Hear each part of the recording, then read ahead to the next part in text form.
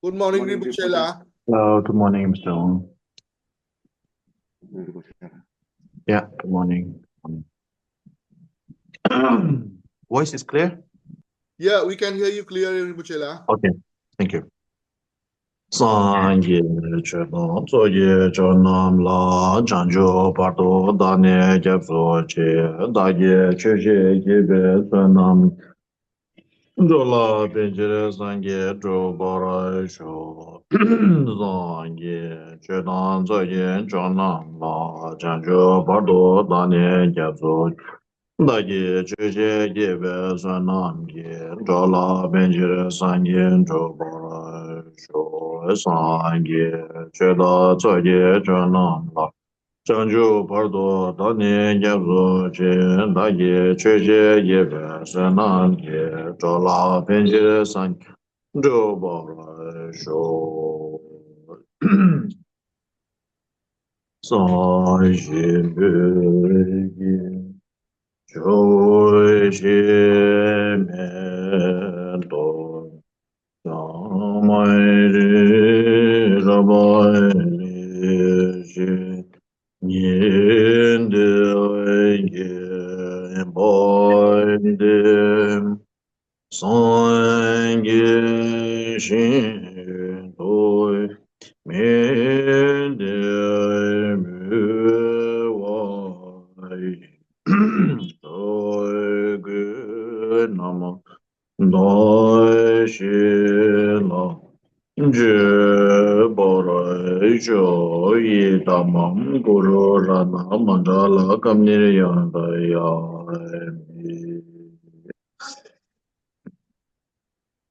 Okay, please listen with the proper bodhisattva's motivation, which is so this the lesson that we are listening, we are studying today is for the it's for attaining enlightenment, complete enlightenment, Buddhahood, for the sake of all sentient beings. So last week we talked about the seven limb practice. So after engaging in the seven limb practice, the next what you do in the according to the Longzhen Yingdi practice of Ngondo, the next what you are going to do is to pray resolutely, pray from the bottom of your heart to your guru, thinking of him as the one and only sort of the one and only refuge that can save you. Of course, there is the three refuge like the Buddha, Dhamma, and Sangha. But then for us, the guru is the one only the guru is the one that can save us from samsara, from the lower realms, etc.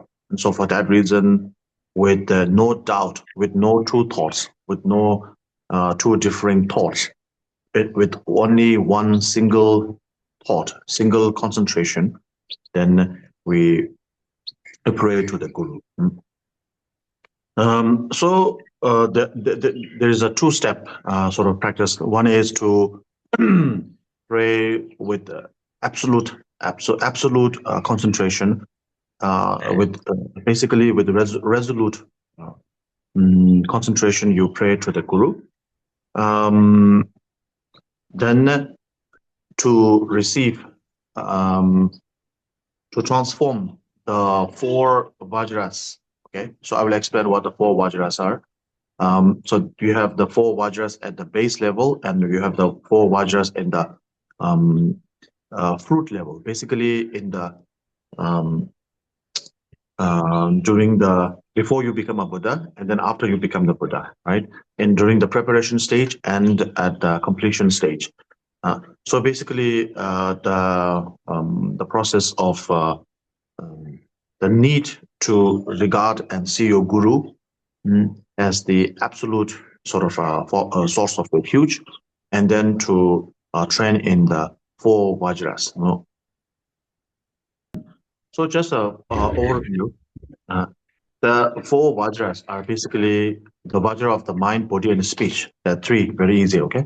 Then the fourth vajra is the vajra of inseparability, not separate, single, one. So the vajra speech, the vajra body, and the vajra mind. Okay, so there's the three vajras, and then the fourth one is the inseparability. So basically, your guru and yourself as being one, your guru and the deity as being one, inseparable. So there was, even though by name, right, nominally, there is something called my guru, there is something called my deity, there is something called me, three different beings or three different labels, but in essence, they are all same. So that sort of understanding you have to you have to come into this kind of understanding. So that is the four vajra. Simply put, very simply put, that is the four vajras. So we have the channel inside our bodies. We have the channels, right? Inside the channels, and inside our body, we have the channels. Within the channels, there runs the nervous system, and then within the nervous system, there runs the energies, right? So first of all, the channels within our body, when we purify our channel, and the channels are all purified and in the enlightened form, then that is known as the Vajra body, or it is also known as the the three bodies, the Nirmana Kaya, the three Kayas, right? So out of the three Kayas, the transformation of the purification of our body, our channels within our body is called, in this case, it's called the Nirmana Kaya, or the emanation body. The energies within that runs, okay, the energy that is running inside the channel, in the energy. So the channel, think of the channel like a pipe, okay? Within the, okay, think of the channel like a pipe. So within that pipe, there is energy running, okay? So that energy, usually in our household, in the pipe, we run the pipe with water, right? Whether it's clean water, unclean water, basically we run it with water. So that water is the energy. Just an example, right? So the energy that is running within our the channels of our body, that energy is the Vajra speech. Okay, Vajra speech. That energy is called Vajra, labeled as Vajra speech, and then it is also known as the Sambhoga Kaya, or after the three Kayas, the three enlightened body. This is known as the enjoyment body. So the three bodies, the truth body, the truth body, the emanation body, and the enjoyment body. The three bodies. So this is known as the enjoyment body. So our speech. Our speech is the energy is the Vajra speech. The energy is known. The energy running in the channels are known as the Vajra speech, and it's also referred to as the emanation, the enjoyment body, enjoyment body, Sambhoga Kaya. Then the mind. When we transform the mind, the impure state of the mind to the pure state, or basically when we purify, or we decontaminate, right? We purify all the contaminations of the mind, and the mind becomes pure. The mind becomes clear and pure. Yeah. That is known as the Vajra mind, and it is also regarded as the Dharmakaya. Out of the three bodies, this is the truth body, or the Dharma body. Then all these three, the three enlightened bodies, for them to be able to be purified, right? For them to be able to transform from the impure to the pure, for them be able to transform from non-enlightened to the enlightened state. How is it possible, right? If all phenomena are, first of all, if all phenomena are permanent, then you cannot change. If you have a negative thought, negative mind, negative speech, negative body, action, if it's all permanent, you cannot change them. In order to change, there has to be the potential of impermanence, right? So that is the nature of impermanence. And for something to be impermanent, for something to be able to be impermanent or to be able to change, if things have an inherent existence, if things exist on its own without relying on the causes and condition, then things will be there forever, permanent, because it never relies on a cause or a condition. But because everything is interdependent and so therefore free from inherent existence, so therefore everything is, in a sense, everything is emptiness, in a sense, okay? So therefore that empty nature or the ultimate nature of all phenomena, or in this case, the ultimate nature or the empty nature of the three bodies, three enlightened bodies, it was not enlightened to begin with. Before we have our mind, body, and speech. Right now we have mind, we have body, we have speech, but it's not pure, it's not enlightened. But then later, after practices, we become pure and enlightened. So for this impure mind and unenlightened state of mind to be enlightened from impure to become pure, there has to have that potential, or there has to have that space, right? And that space is known as the Vajra inseparability here. So this space permeates everything. This space covers everything. The Vajra body, the Vajra mind, and the Vajra speech are all three are covered by the Vajra inseparability, or Swabhava Vikaya. So basically, that is sometimes known as the all-pervasive body. So I will read a little bit from the text. So it's page number 328 in the English page. Okay, so basically the title says praying with resolute trust. And this is to bring one's mind to accomplish the nature of the four Vajras. So four Vajras I explained in brief detail. Briefly, I explained already. By praying to the teacher with resolute trust. So in Vajrayana, Vajrayana in general, in Buddha Dharma in general, you have to, teacher is very important. Then the term teacher is swapped in the Vajrayana as the guru. So usually the term guru is not used that much in the Sutrayana senses. Usually the term Kalyan Mitra is used, spiritual friend. In the Vajrayana, we use the term guru, or in the Tibetan translation, it's lama. Nowadays, lama is widely used for just any monk, right? Any monk they call lama. But lama, in its more stricter sense, more strict sense, refers to one's guru.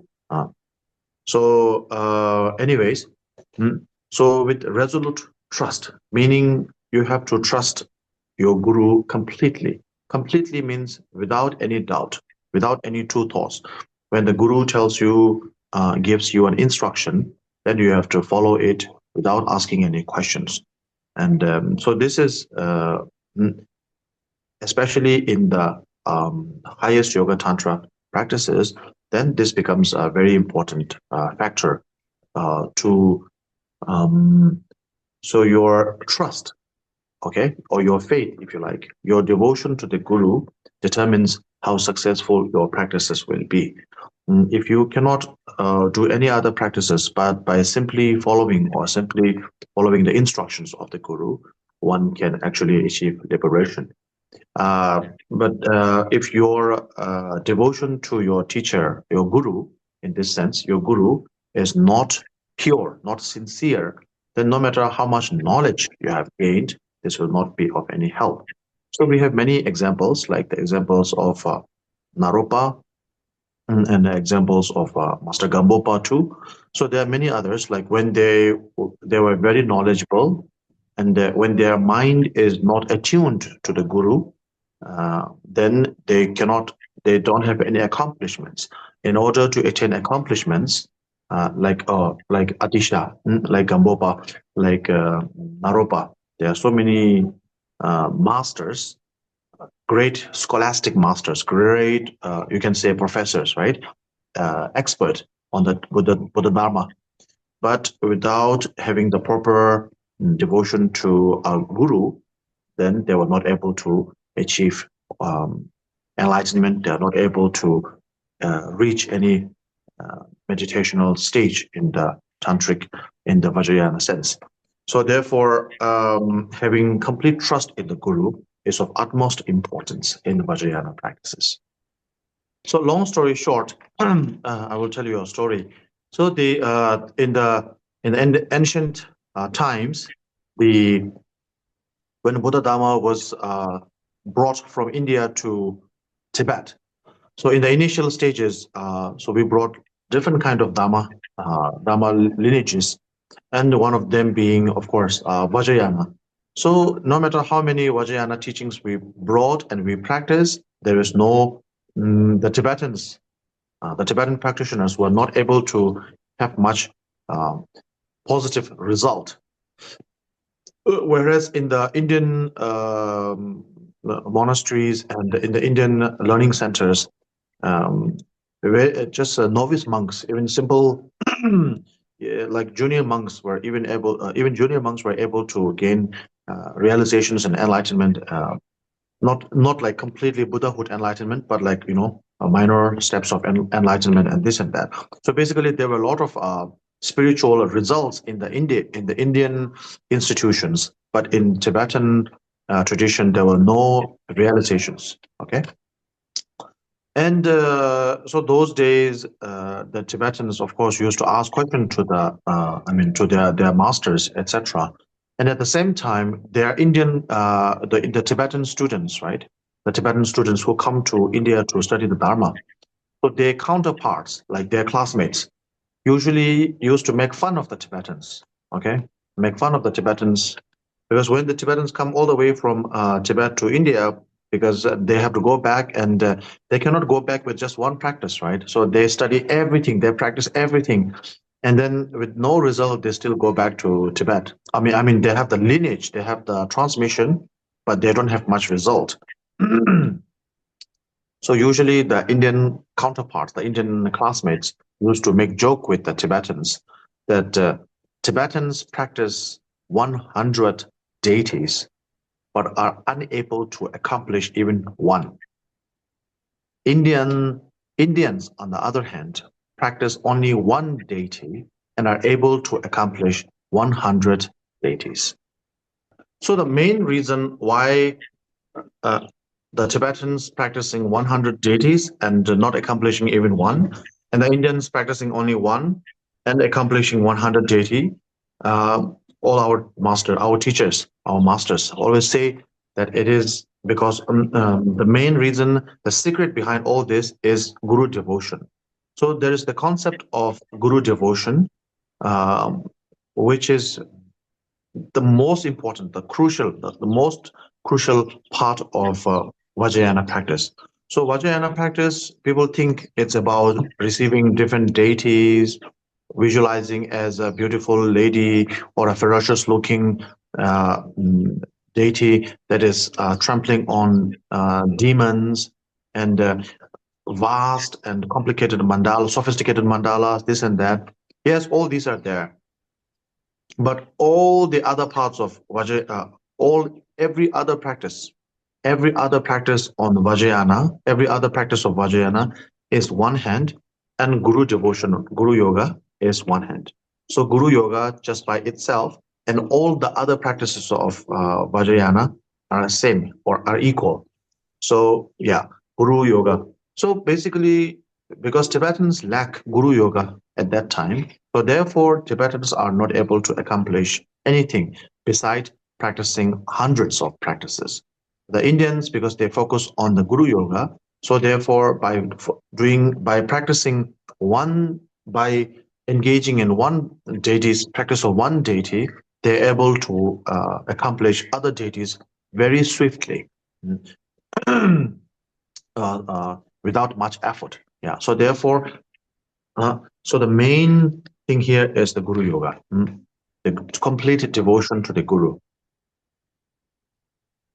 So, so in the past, for the Tibetans, it was difficult to grasp the true meaning of Guru Yoga, and once they got it, then there has been so many yogis, so many masters who gained realizations after they get the meaning of Guru Yoga. And even in today's time too, those who have proper Guru devotion, strong Guru devotion, were able to gain realization more easily, because your mind loosens up and becomes yeah, like a potent ground. So it's ready to grow any trees, any plants that were that were planted there. But for many of us, it's not easy. For many of us, Guru devotion is very difficult to rely on someone, because when we think of Guru, we think of the Guru as someone outside of us, external. And when we think of the Guru and myself as two different persons, then it's very difficult. Yes, right? Because in today's world, of course, we have this the idea of, especially in today's world, we have the idea of independence, right? That I want to be on my own. That I don't have to rely on others. I'm very independent man, independent woman, independent this and that, individual independency. That makes you less reliant, rely less on your guru. And so therefore you think, okay, all the books are there, all the teachings of the Buddhas are there. I don't have to rely on a sort of a teacher, because all the books have spoken everything, and then I can just read and practice, and within a few months or maybe a few years, I can accomplish everything. You become more arrogant. So basically, without relying, what happens is that all the knowledge that you have gained will make your, so in our practice, we used to say hardening the mind. So instead of softening the mind, all the knowledge and all the empowerments and all the teachings that you receive makes your mind more harder. So when it's hard, then if it's a hard object, then you cannot shape it into anything. If it's a soft object, then you can transform it into many different shapes, right? So all the knowledge that we have, everything, when we lack in a Guru devotion, then everything makes our mind more hard. Our mind becomes more coarse.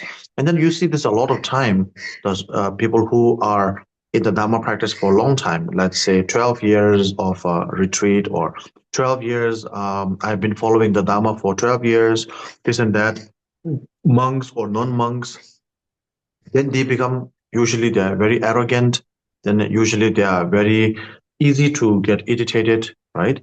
And that's because their mind has not transformed. The mind has not become nimble, soft. Instead, all the teachings, all the practices, all the reading has made them more proud.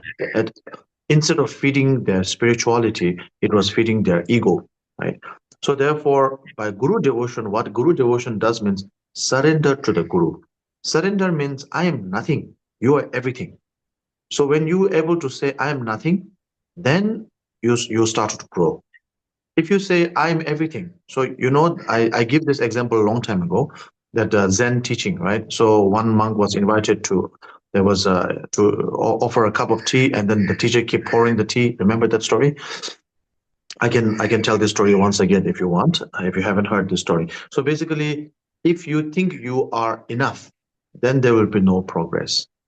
If you think I am not enough, I need more, only then you will be able to progress.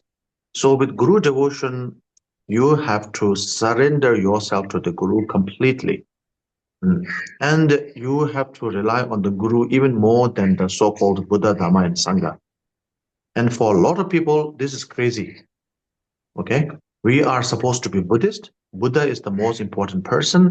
How can you say Guru before the Buddha? How can the Guru be more important than the Buddha? How can the combination of how can the combination of Buddha, Dhamma, and Sangha less important than the one person, which is Guru? How can that be? This is completely crazy, illogical. Buddha's teaching is all about rationality, logic. Where is your logic here? What is going on? So that all these things comes up in our mind, and it rightfully so. That is how we were trained. And so as long as these things there, we become more we become more stubborn, harder. We think when our mind becomes harder, we think we have become stronger. So strong and hard are very similar, right? Being strong. When we say my body is strong, usually we mean our body is hard. Nobody can harm me. That is when we define as strong. So with our mind too, when our mind hardens, we have no emotion for other people's plight, suffering, this and that. Oh, we think, I have a very hard, my mind is hardened. I don't get easily moved by other people's suffering. So your mind has, I'm strong. So yeah, usually what they say, be strong, don't cry, right? That's what we say to people. Oh, be strong, don't cry. So like being unaffected by other people's suffering is seen as strength in today's world, right? So being unaffected by other people's suffering is actually your mind becoming hard, not strong. So for example, like His Holiness the Dalai Lama, okay, and many other teachers, when they hear other people's suffering and pain, they are totally saddened, even more saddened than us, okay? You tell them my problem and he becomes more sad than me, okay? But at the same time, why they are strong and not hard, I tell you the difference here. Hard means you have no emotion for your, I have no emotion for your suffering. I have no empathy for your suffering. That is a hard mind. A strong mind is I am completely empathetic to your pain, but at the same time, I'm not discouraged. Instead of being discouraged, your pain makes me to do something about your pain. I hear about your pain. I'm completely saddened and sorrowful, but it does not blow me away. It does not put me down. Instead, that pain makes me come up, rise up. Okay, so that is strength of the mind. Not caring about others is not a strength. It is your mind has just become hard. Hard mind is not something that we should be aspiring for. A strong mind is what we should be aspiring for. So so the main point here is Guru devotion means total surrender. And that is why it is not for everyone. And that is why Vajrayana is also not for everyone. So when people say, "Oh, I want to receive the high, I think I'm ready for the highest yoga tantra. I'm ready for this kind of practice. I want the most advanced practice in the Buddha Dharma. Why am I being always taught the Lamrim or the this book, Kusang Lami Shelong, the Wisdom Perfect Asa, the words of my perfect teacher and all this preliminary teaching. Why am I doing the preliminary teaching? I should be learning all the advanced practices because I have practiced, I've listened to the Dharma for 12 years, 13 years, 20, 30, 40, whatever years. But are you ready to give yourself up? Surrender completely?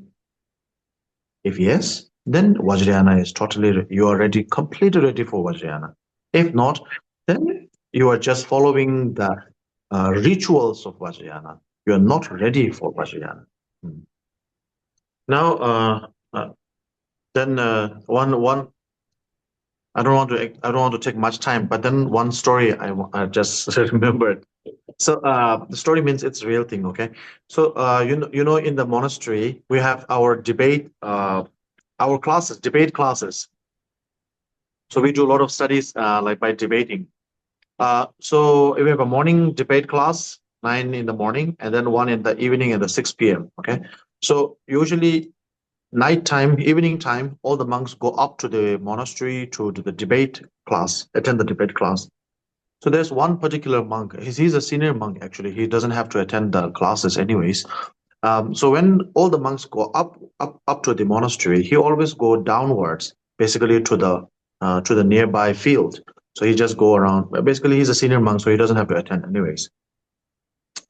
And then all the monks used to tease him because he could go before or after the debate at 6, but he always chose to go at the same time as the other monks. So when all the other monks are going up, then he goes down.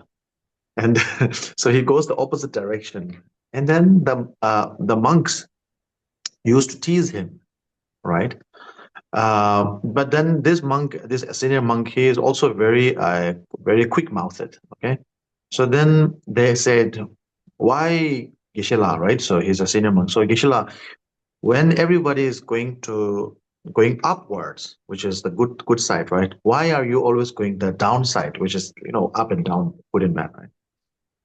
And then he said, so his response was that all of you guys are going upwards to harden, to put more water on the concrete floor, okay, the concrete cement.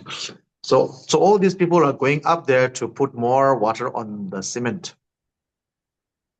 So therefore, I'm avoiding that path and I'm going to the down path.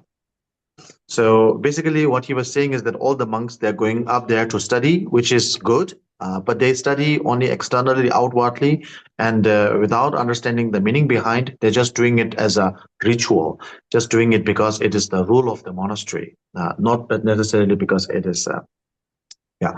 So it's just a sidetrack. So I will come back to the book. So the resolute prayer or resolute trust in the Guru. So reflect that your revered teacher, so I'm going to the book, okay? Reflect that your revered teacher, your glorious protector, has perfect authority as having the nature of the Heruka in every mandala of deities. So basically, you're saying that the Guru is your teacher, your protector. So there's one line in the Guru Puja, in the Gelugpa tradition, the Guru Puja, in which says Kyone Lama Kyone Yidam Kyone Kandro Chogyongte. So Kyo means you. So you are the Guru, you are the deity, you are the consort, okay, male or female consort, and you are the Dharma protector. Kyone Lama Kyone Yidam Kyone Kandro Chogyongte. So second line, the fourth line, okay? The second line is, from now until Buddhahood, I will not look for any other source of refuge.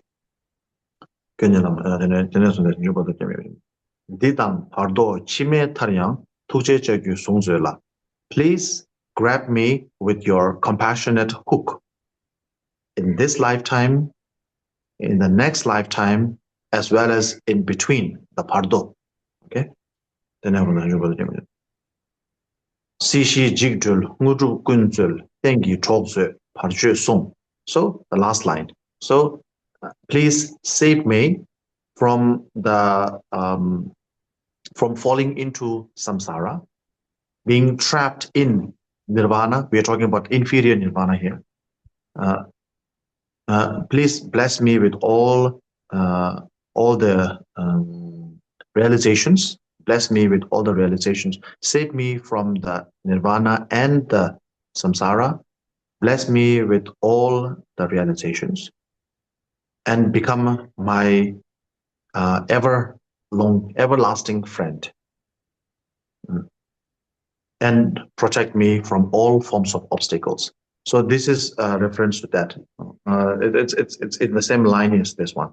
So here it says, yeah, you are the revered teacher, globe protector, everything. And then you are the Heruka in all forms of mandala.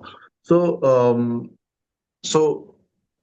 mandala, don't think about the small mandala that you make in the room. Mandala basically means an abbot or a pure land. Okay, think of mandala as like that. So in all the pure lands, your teacher is the Heruka. So basically, Heruka is the name of one particular deity in general, but it can also mean, it has multiple meanings too. So Heruka is the name of the Buddha, in the Chakrasambhara Tantra. So he is the Buddha. He's a Buddha he's a deity from the highest yoga tantra. Okay, but here Heruka, when you say your teacher is the Heruka in all the mandala, then this actually goes a little bit deeper in the sense in the deeper meaning of the word Heruka. So He is a reference to emptiness. So basically, He means Hetu. Hetu means reasoning or logic. So here the reasoning the reference to reasoning is that the wisdom that you gain by logically realizing emptiness. So that is the reasoning. That is the reason you are referring to. So hetu or reasoning is not just ordinary reasoning, but the reasoning which you use to attain wisdom to realize emptiness. Okay. So therefore, he here refers to emptiness. And ka is basically karuna, which is compassion or bodhicitta for that matter. So he and ka are the wisdom and the method, or the bodhicitta and the emptiness. And ru is to combine the two, to unite the two, to join the two. So joining the he and the ka, or basically to combine wisdom and bodhicitta in every practices. So that is the meaning of Heruka. So normally when we say Heruka, we think, oh, it's just a name of one of the deities, of one of the many of the 1,000 deities. It's just one ordinary name. But here you say the nature of the Heruka. It means basically your teacher is all pervasive. If you practice properly, your teacher is all pervasive in all your practices, in the form of Heruka, or in the form that can combine the wisdom and the compassion. So I shared a picture of the Heruka, just in case you're curious to know what Heruka looks like. So I just shared a picture. So yeah. Anyway, in the group you can find the picture. Okay. Now, so I will elaborate further. Okay. So your guru is the Heruka in all the mandalas. Just simply by seeing him, by hearing about him, by touching him or thinking about him, plants the seed of liberation. So if you sincerely think about him, hear about him, touch or listen to his teaching, basically, that will plant the seeds of liberation within you. And the reason is because he undertakes the same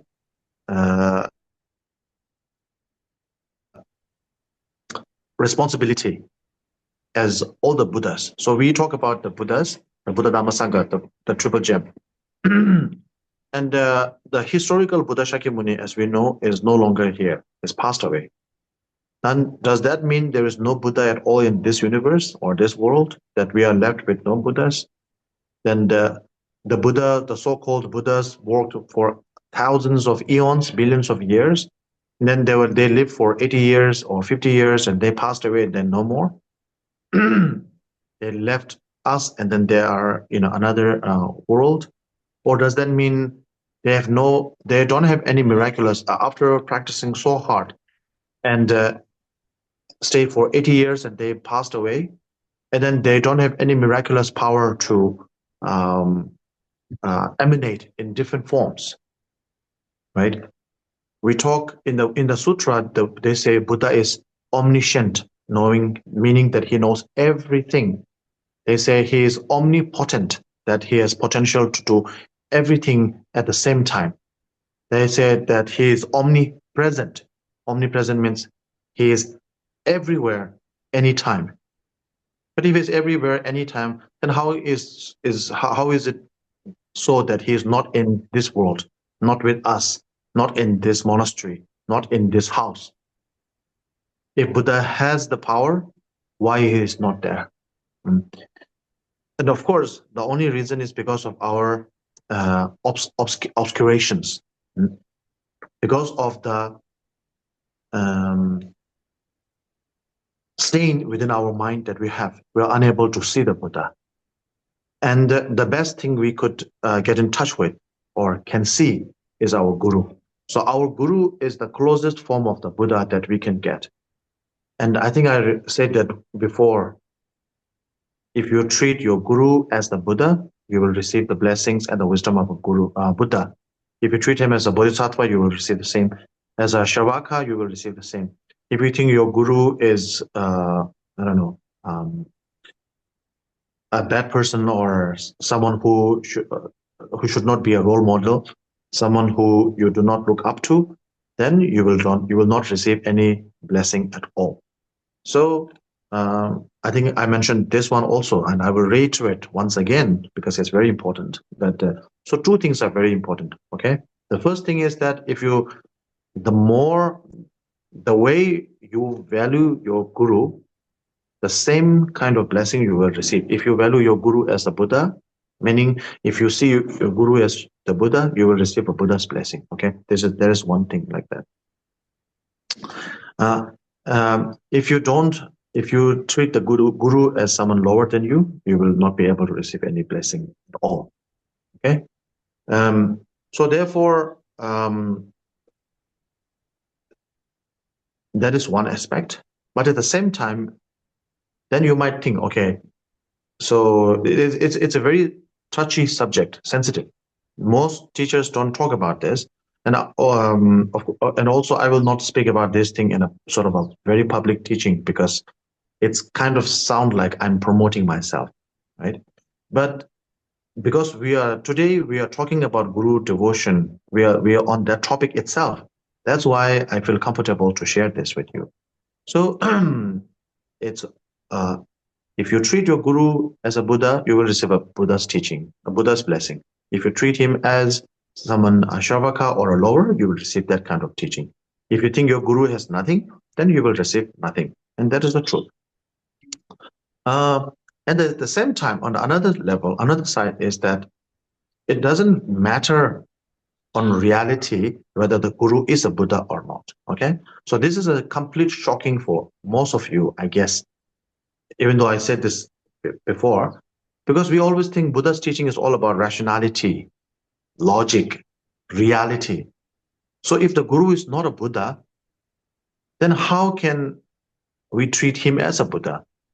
If it's not a Buddha, then by treating him as a Buddha, how can we receive the same blessing as a Buddha? So then I did mention the stories about, there's a story about the dog's relic, a mother who was told that the dog's relic was Buddha's relic.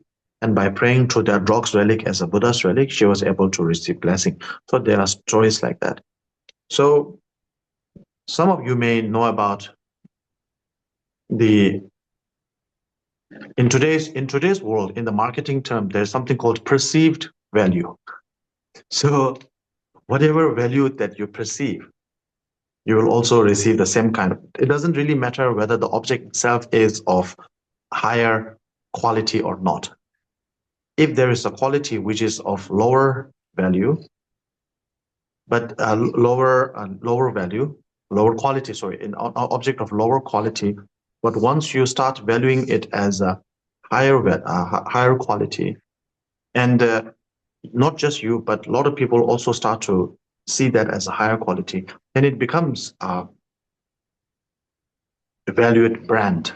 Okay, this is happening all around the world. Actually, if you go to the fashion industry, if you go into the basically marketing is all about something like that in general, and this is how it works. So it's not something that comes from the Buddha's teaching 2,000 years ago, but it's very much happening in today's world too. Okay, perceived value is very important. Okay, this is just an example. What I'm not saying that treating your Guru is a perceived value, this and that, but if you treat someone, right, if you treat someone as a Buddha, then you will receive the Buddha's blessing. Yeah. It doesn't necessarily have to be a Buddha in reality. I did share the example of Atisha and his teacher, the Lama Stirlingpa. Lama Stirlingpa is not a Buddha. He is actually of lower intellect. He's of lower intellect than Atisha. But Atisha treated him as a Buddha, and Atisha was able to receive the bodhicitta vows, bodhicitta practice from Lama Stirlingpa, even though Lama Stirlingpa has lower intellect than Atisha. So there are many examples like that. So there are more detailed explanation, but now I will just summarize it. So basically, thinking the importance of having pure faith in the Guru with tears of devotion, thinking that I rely entirely on you, I place all my hopes in you, I pledge myself to you alone, and recite the lines for the practice of receiving the accomplishments. So then you recite the lines, precious Lord Guru of all, like this and that. So basically, these lines come from the Longchen Yingdi practice, right? So when you are doing the Longchen Yingdi practice, this is the preliminary teaching. This is the guideline for how to practice the Longchen Yingdi. So therefore, these are the guidelines.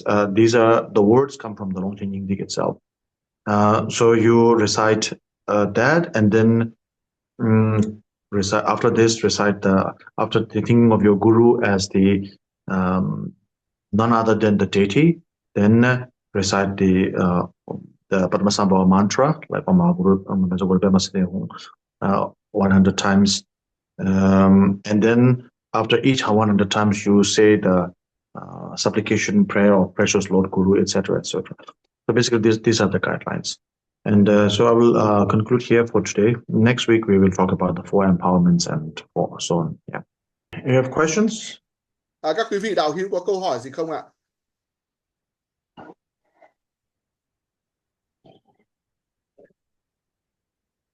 A lot of information today, Rinpoche. Yes, thank you.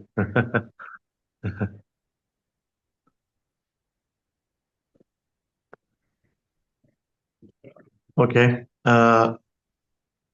Maybe I will conclude here. If you have questions, you can ask in the group in our the group chat. We have the messenger group chat, so you can ask more questions there if you want more detailed questions, answers. Okay. Let's conclude here and then do the dedication. Okay. Lama Sangye Drowa Chegyang Male Ba Kye Sala Gebara Jo Chanjo Semjo Tembo Che Ma Ye Pa Kyura Ji Keba Nyamba Mebara Kone Kone Mewara Jo Me Anze Tere Chen Chene Jese Jime Jembe Wine Boy John Me De Boy My Jomo Enze Sang We Ganjene Gembe So Ye Zon Gan Lai San Jai Pe Shai Lai Soi Wai Lai San Jai Shai Lai Soi Wai Tembe Nibo Zimbe Penla Shing Lama Do Yu Kun La Chanjo Lo San Che Ye Nyam Re Jobin Jenge Jordan Dambara Zawante. Thank you, Zibuchela. Thank you. Thank you, Ms. Wang. Thank Thank you, you, everyone. Rinpoche. Thank you. Thank you, Mr. Hong. Rinpoche. Everybody else. Thank you so much. Cảm ơn anh Have a great weekend. Cảm ơn tất cả quý vị đạo hữu. Bye.